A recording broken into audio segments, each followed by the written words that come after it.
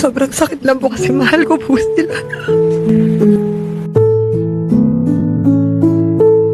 Nung araw pa lang po na natuklasan ko po lahat ng ginagawa sa akin ng asawa ko, yung bahay po talaga inuna ko. Yung pagbili po ng lupa, sabi po sa akin ng sister-in-law ko, hindi daw po kaya ng mother-in-law kong pakawalan yung land. Ginapag daw po nila yon, which is I completely understand. Wala daw po silang pabayad sa akin. They can make you pay rent. Are you willing to do that? Oh my God. I'm so sorry. Alam ko po, nasaktan ko po kayo. Dahil inatake ko po si Patrick sa social media, nagpadala po ako sa galit ko. I have no excuse. Hindi ko po gusto saktan kayo.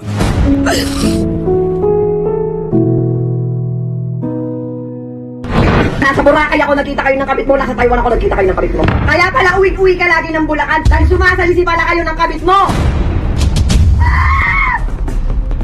Kinain mo ba? Kakainin yun. Talagaan kita. Puta, kaya bang gawin niya ng kabit mo? Yun po kasi yung sa bahay po na pinagawa ko po. Kaso po kasi nakatayo po siya sa lupa po ng in-laws ko. Okay. Saan yung lupa na to? Where is it situated? Sa Bustos po, Bulacan. Bulacan.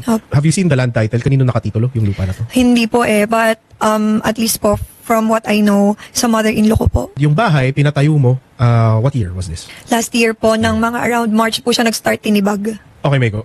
Gaano katagal tinatayo yung bahay na to? For how long 1 year. 1 year. At for that year, hindi ka sinabihan ng mother-in-law mo na wag mo ipatayo yan, itigil mo yung construction na yan.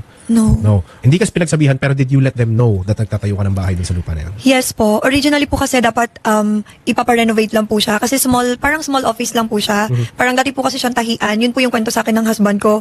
Dati po siyang tahian. So may office po yun and may malaking garahe sa likod.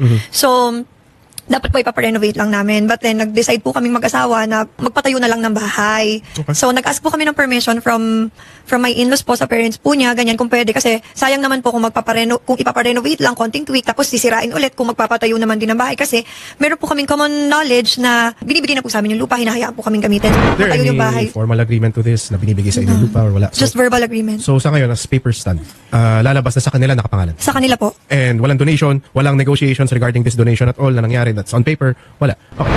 How much do you think yung bahay? Originally po kasi, nag-withdraw po ako ng 5 million in cash.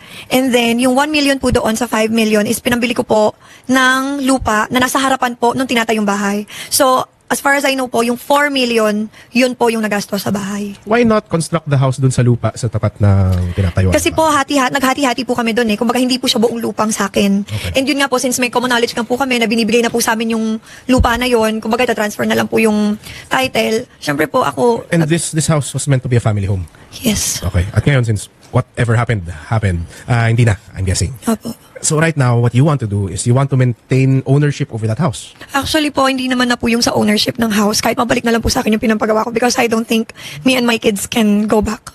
Ayaw mo na rin. It's not a possibility for you to live in that house. Let's say, willing sila to negotiate with us. Hindi na possibility sa'yo.